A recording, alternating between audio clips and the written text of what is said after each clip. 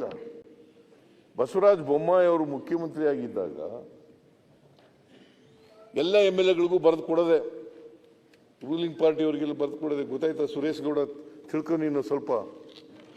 Sir ಅವ್ರದ್ದು ಮಾಡಿದ ತಪ್ಪಿಗೆ ನಮ್ಗೆ ಯಾಕೆ ಪನಿಷ್ಮೆಂಟ್ ಸರ್? ನಮ್ಮ ಪಾರ್ಟಿಯವರು ಮಾಡಿರ್ಬೋದು, ನಮ್ಗೆ ಯಾಕೆ ಪನಿಷ್ಮೆಂಟ್? ಹೇಳ್ತಿದ್ದಿಲ್ಲ, ನೆನ್ನೆ ಹೇಳ್ತಿದ್ದಿಲ್ಲ ಸರ್. ನಿಮಗೂ ಬದಾಮಿ ಎಲ್ಲರೂ ಕೊಟ್ಟಾರಲ್ಲ ನಮ್ಮವರಿಬ್ರು. ಬದಾಮಿಗೆ ನಿಮಗೂ ಸಾಕಟ್ಟು ಕೊಟ್ಟಾರ ನಮ್ಮವರಿಬ್ರು. ಕೂತ್ಕೊಳ್ರಿ, ನೀವು ಪಕ್ಷದಿಂದ ಎಕ್ಸ್ಪೆಲ್ ಆಗಿದ್ದೀರಿ, ಕೂತ್ಕೊಳ್ಳಿ. ಅಲ್ಲ ಎಕ್ಸ್ಪೈಲ್ ಆದ್ರೆ ಏನ್ ಸರ್? ಅದಕ್ಕೆ ನೀವ್ ಯಾಕೆ ಬೈತೀರಾ? ಅಲ್ಲ ಸರ್ ಅವ್ರ ಎಕ್ಸ್ಪೈಲ್ ಆಗಿ ನೀವ್ ಯಾಕೆ ಹೇಳ್ತೀರಾ ಸರ್? ಅಲ್ಲ ಪಾರ್ಟಿಯಿಂದ ಎಕ್ಸ್ಪೈಲ್ ಅವರು ಶಾಸಕರು ಅದಾರ. ಮಂತ್ರಿಗಳೇ, ನಿಮ್ಮನ್ನು ದೇವೇಗೌಡರು ಎಕ್ಸ್ಪೆಲ್ ಮಾಡಿದ್ರಲ್ಲ, ತಮ್ಮನು ಎಕ್ಸ್ಪೆಲ್ ಮಾಡಿದ್ರು ಸರ್ ದೇವೇಗೌಡರು.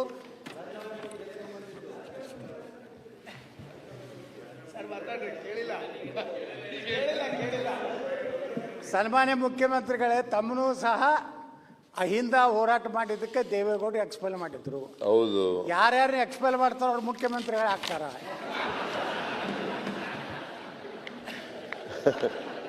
ಈಗ ನೀವು ಮುಖ್ಯಮಂತ್ರಿ ಆದ್ರೆ ಬಹಳ ಸಂತೋಷ. ಯಾವ ಪಾರ್ಟಿಯಿಂದ ಆಗದು? ನೀವು ಯಾವ ಪಾರ್ಟಿಯಿಂದ ಆಗದು? ಬಿಜೆಪಿಯಿಂದ ಎಕ್ಸ್ಪೆಲ್ ಮಾಡ್ಬಿಟ್ಟಿದ್ದಾರೆ. ನೀವು ಒಂದು ಹೊಸ ಪಕ್ಷ ಮಾಡಿ ಚೀಫ್ ಮಿನಿಸ್ಟರ್ ಆಗ್ಬೇಕಾದ್ರೆ ನಾನ್ ಅಡ್ಜಸ್ಟ್ಮೆಂಟ್ ಪೊಲಿಟಿಕಲ್ ಪಾರ್ಟಿ. ಈಗ ಯತ್ನಾಳ್ ಅವ್ರೆ ಒಂದು ಹೊಸ ಪಕ್ಷ ಮಾಡ್ಲಿ ಪಾಪ ಅವ್ರು. ಮುಖ್ಯಮಂತ್ರಿಗಳೇ, ಸನ್ಮಾನ್ಯ ಅಧ್ಯಕ್ಷರೇ, ಪಕ್ಷದ ಹೆಸರು ಹೇಳಿ. ನಾವು ನಾನ್ ಅಡ್ಜಸ್ಟ್ಮೆಂಟ್ ಪೊಲಿಟಿಕಲ್ ಪಾರ್ಟಿ ಮಾಡಕತ್ತೀವಿ. ನಮ್ಮ ಪಾರ್ಟಿದಿಂದ ಏನಾರ ಈ ಬಿಜೆಪಿಗೆ ನುಕ್ಸಾನ ಆಗಬಾರ್ದು ಅಂಜಲಕತ್ತೀವಿ. ನಿಮಗೆ ಲಾಭ ಆಗಿಗಿದ್ದು ಹೇಳಿ. ನಮಗೆ ಲಾಭ ಆಗ್ಬೇಕಾದ್ರೆ ನೀವು ಒಂದು ಹೊಸ ಪಾರ್ಟಿ ಮಾಡಬೇಕು. ಅದಕ್ಕೆ ಹೆಂಗಾದ್ರೂ ಇದು ಮುಖ್ಯಮಂತ್ರಿ ತಮ್ಮದು ಕೊನೆಯ ಅವಧಿ ಇದೆ, ಮುಂದಂತರೂ ನೀವು ಮುಖ್ಯಮಂತ್ರಿ ಆಗುದಿಲ್ಲ ಅಂತ ಹೇಳಿಬಿಟ್ಟಿರಿ. ನಾನು ಮುಖ್ಯಮಂತ್ರಿ ಆಗಲ್ಲ, ಹಾಂ, ನೆಕ್ಸ್ಟ್ ಮುಖ್ಯಮಂತ್ರಿ ಆಗಲ್ಲ. ನೀವು ಆಗ್ಬೇಕಂತೀರಲ್ಲ, ಅದಕ್ಕೋಸ್ಕರ ಹೊಸ ಪಾರ್ಟಿ ಮಾಡಿ. ಅದೇ ಸರ್, ಈಗ ನೀವು ಮುಖ್ಯಮಂತ್ರಿ ಆಗುದಿಲ್ಲ ಅಂದ್ರೆ ನಿಮ್ಮ ಏನು ಓಟ್ ಅದೋ ಎಲ್ಲ ನಮ್ಮ ಕಡೆ ಬರ್ತಾವ, ನಾವು ಮುಖ್ಯಮಂತ್ರಿ ಆಗ್ತೀವಿ. ಯಾವ ಕಾರಣಕ್ಕೂ ನಮ್ಮ ಓಟ್ಗಳು ಇವ್ರ ಜೊತೆ ಹೋಗಲ್ಲ. ಯಾಕಂತಂದ್ರೆ ಇವರು ಪರಿಶಿಷ್ಟ ಜಾತಿ ವಿರೋಧಿಗಳು, ಹಿಂದುಳಿದ ಜಾತಿಗಳ ವಿರೋಧಿಗಳು, ಅಲ್ಪಸಂಖ್ಯಾತರ ವಿರೋಧಿಗಳು. ಆದ್ರಿಂದ ಇವರು ಯಾವ ಕಾರಣಕ್ಕೂ ನಮ್ಮ ಓಟ್ಗಳೆಲ್ಲ ಇವ್ರ ಜೊತೆ ಹೋಗಲ್ಲ. ಬಡವರ ವಿರೋಧಿಗಳು. ಕೂತ್ಕೊಳ್ಳಪ್ಪ, ಅವ್ರ ಜೊತೆ ಮಾತಾಡ್ತಾರೆ. ಸನ್ಮಾನ್ಯ ಅಧ್ಯಕ್ಷರೇ, ಈಗ ನಾವು ನಿಮ್ಮ ಅತ್ಯಂತ ಪ್ರೀತಿಯ ಶಿಷ್ಯ ರಾಜಣ್ಣವ್ರು ಕೂಡ ಪಾರ್ಟಿ ಮಾಡ್ತೀವಿ.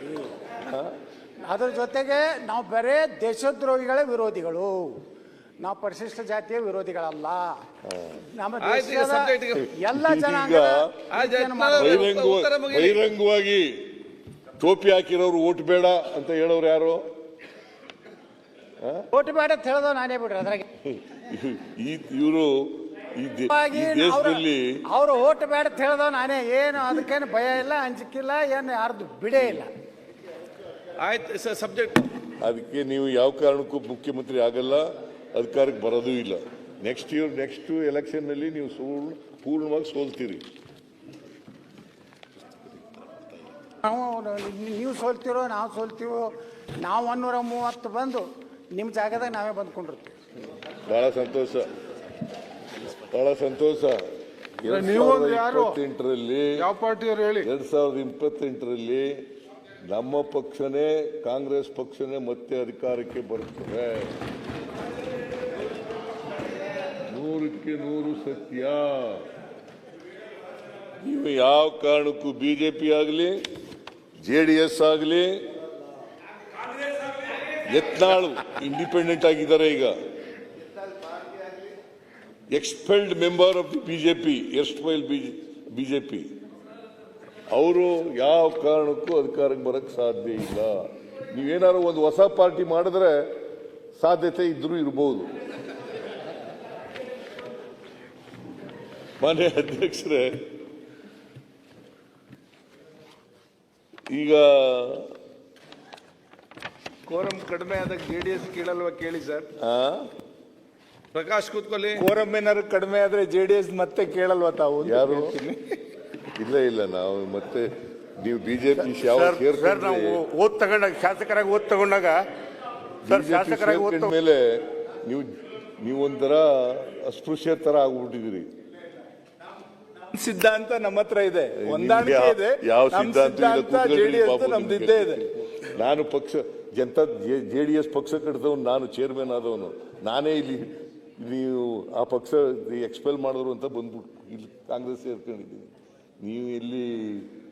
ನೀವು ನೋಡಿ ಯಾಕೆ ನಿಮ್ಗೆ ಹೇಳ್ತಾ ಇದ್ದೀನಿ ಅಂತಂದ್ರೆ, ನಾನು ಅಧ್ಯಕ್ಷನಾಗಿರುವಾಗ 59 ಸ್ಥಾನ ಗೆಲ್ತು JDS. ಅದಾದ್ಮೇಲೆ ಈಗ ಎಷ್ಟಿದ್ದೀರಿ?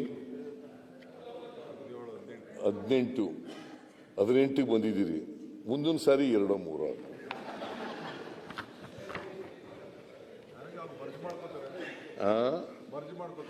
ಅದಾದ್ರೂ ಆಗ್ಬೋದು, ಮರ್ಜ್ ಆದ್ರೆ ಆಗ್ಬೋದು, ಬಿಜೆಪಿ ಜೊತೆ ಮರ್ಜ್ ಆದ್ರೂ ಆಗ್ಬೋದು. ಇದು ಈಗ ಅಲಯನ್ಸ್ ಮಾಡ್ಕೊಂಡಿದ್ದೀರಿ. ಯಾಕಂತಂದ್ರೆ ನಿಮ್ಮಲ್ಲಿ ಅನೇಕ ಜನ ಪಾಪ ಪಕ್ಷದಲ್ಲಿ ಉಳಿಬೇಕೋ ಬೇಡವೋ ಅಂತಕ್ಕಂಥ ಗೊಂದಲದಲ್ಲಿದ್ದರು. ಆ ಗೊಂದಲ ನಿವಾರಣೆ ಮಾಡೋಕ್ಕೋಸ್ಕರ ಅವ್ರ ಜೊತೆ ಸೇರ್ಕೊಂಡಿದ್ದೀರಿ. ಮರ್ಜ್ ಮಾಡ್ಕೊಳ್ಳಿ ಬಿಡಿ ಸುಮ್ಮನೆ.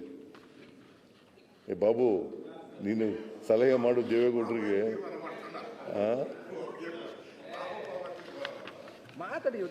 ಲೀಡರ್ ಒಂದು ನಿಮಿಷ ಲೀಡರ್ ಅಲ್ಲ. ಈ ರಾಜ್ಯದಲ್ಲಿ ಲೋಕಸಭಾ ಚುನಾವಣೆಯಲ್ಲಿ 143 ಕ್ಷೇತ್ರದಲ್ಲಿ NDA ಅಭ್ಯರ್ಥಿಗಳಿಗೆ ಮೆಜಾರಿಟಿ ಬಂದಿದೆ. ಈ ರಾಜ್ಯದಲ್ಲಿ 136 ಸೀಟು ಕಾಂಗ್ರೆಸ್ ಪಕ್ಷ ಬಂದಿರೋದು ಒಪ್ಕೊಳ್ಳೋಣ. ಆಯ್ತು, JDS ಬಗ್ಗೆ ಈಗ ಮಾನ್ಯ ಮುಖ್ಯಮಂತ್ರಿಗಳು ನೋಡಿ JDS ಪಕ್ಷದಲ್ಲಿ ಬೆಳೆದಂತವ್ರು. ಹೌದು. ಈಗ ಅವರು ರಾಷ್ಟ್ರದ ರವಿಕುಮಾರ್ ಅವರೇ, ಅವ್ರು ಬೇರೆ ರಾಜ್ಯಗಳಲ್ಲಿ ಹೋಗಿ ರವಿಕುಮಾರ್ ಪಕ್ಷ ಕಟ್ಟಿದ್ರೆ ನಾವು ಇಲ್ಲಿ ಎಲ್ಲ ರಾಜ್ಯಕ್ಕೆ ವಿಶ್ಲೇಷಣೆಗಾರರು ಮಾತಾಡಿದ್ರೆ ಕಡೆಗಣಿಸೋ ಮಾತುಗಳು ಆಯ್ತು. ಚರ್ಚೆ ರಾಜಕೀಯ ಚರ್ಚೆ ಬೇಡ, ಇಲ್ಲಿ ಚರ್ಚೆ ಬೇಡ. ಈಗ ಇದಕ್ಕೆ ಸಂಬಂಧ ಅಭಿವೃದ್ಧಿ ಸಂಬಂಧ ಉತ್ತರ ಕೊಡ್ತಾ ಇದ್ದಾರೆ. ಆಯ್ತು, ಹೊರಗೆ ಭಾಷಣ ಮಾಡಿ, ಇಲ್ಲಿ ಅಲ್ಲ. ಆಯ್ತು, ಕೂತ್ಕೊಳ್ಳಿ. ಆಯ್ತು, ಕೂತ್ಕೊಳ್ಳಿ. ಈಗ ಉತ್ತರ ಕೊಡ್ಬೇಕು ಮುಖ್ಯಮಂತ್ರಿಗಳು. ಆಯ್ತು, ಕೂತ್ಕೊಳ್ಳಿ. ಈಗ ನೀವು ಫಸ್ಟ್ ಟೈಮ್ ಬಂದಿದ್ದೀರಿ, ಯಾಕೆ ಈ ರೀತಿ ಮಾಡ್ತೀವಿ? ಕೂತ್ಕೊಳ್ಳಿ. ಆಯ್ತು, ಗೊತ್ತಾಯ್ತು. ಈಗ ಆಯ್ತು, ಸರಿ. ರಾಜ್ಯಕ್ಕೆ ನೋವನ್ನೆಲ್ಲ ಸಹಿಸಿಕೊಳ್ಳೋ ಶಕ್ತಿ ಬೇಕು. ಕೂತ್ಕೊಳ್ಳಿ.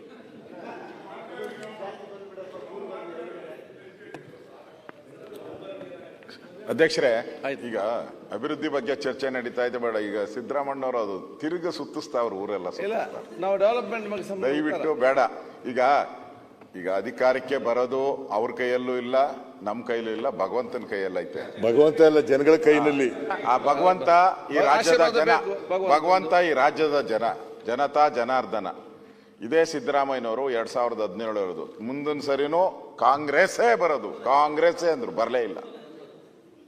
ಅದಕ್ಕೆ ಕಳೆದ 30 ವರ್ಷದ ಇತಿಹಾಸ ನೋಡಿ, ರಿಪೀಟೇ ಆಗಿಲ್ಲ, ಯಾರು ರಿಪೀಟ್ ಆಗಿಲ್ಲ. ಅದರಿಂದ ಯಾರು ಪರ್ಮನೆಂಟ್ ಅಲ್ಲ. ಅವತ್ತಿನ ಸನ್ನಿವೇಶ, ಅವತ್ತಿನ ವಾತಾವರಣ, ಅವತ್ತಿನ ಜನಗಳ ಮೂಡು, ಅವತ್ತು ಜನಾರ್ದನ ಹೇಳಿದ್ರಲ್ಲ, MP ಎಲೆಕ್ಷನ್ ಅಲ್ಲೇ ಒಂಥರ ರಿಸಲ್ಟ್ ಬಂತು, MLA ಎಲೆಕ್ಷನ್ ಅಲ್ಲೇ ಒಂಥರ ರಿಸಲ್ಟ್ ಬಂತು. ಅದರಿಂದ ಅವತ್ತಿಗೆ ಕಾಯೋಣ, ಆತರ ಬೇಡ. ಅಷ್ಟಲ್ಲೇನ ನಿಮ್ ಭಯ ಇದ್ರೆ, ಸರ್ಕಾರ ಬಿದ್ದೋತತೆ ಅಂತ ಭಯ ಇದ್ರೆ ನಾವೇನ ಮಾತಾಡೋಣ. ಅವರು 136 ಇದ್ದಾರೆ, ಅವ್ರಿಗೇನೋ ಭಯ ಇರ್ಬೇಕು, ಸರ್ಕಾರ ಬಿದ್ದೋಗ್ಬಿಡುತ್ತೆ, ಯಾರ ನಾವು ಬಿಜೆಪಿ ಬಂದ್ಬಿಡ್ತಾರೆ ಅಂತ ಏನೋ ಭಯ ಇದ್ರೆ. ಸದ್ಯಕ್ಕೆ ನಿಮಗ್ ಭಯ ಇದೆ. ಈಗ ಮುಖ್ಯಮಂತ್ರಿಗಳು ಹೇಳ್ಬೇಕು, ಈ ಪೂರ್ಣ 5 ವರ್ಷ ನೀವೇ ಮುಖ್ಯಮಂತ್ರಿ ಇರ್ತೀವಿ, ಅದನ್ನ ಹೇಳ್ಬೇಕು. ಕೂತ್ಕೊಳ್ಳಿ ಯತ್ನಾಳ್.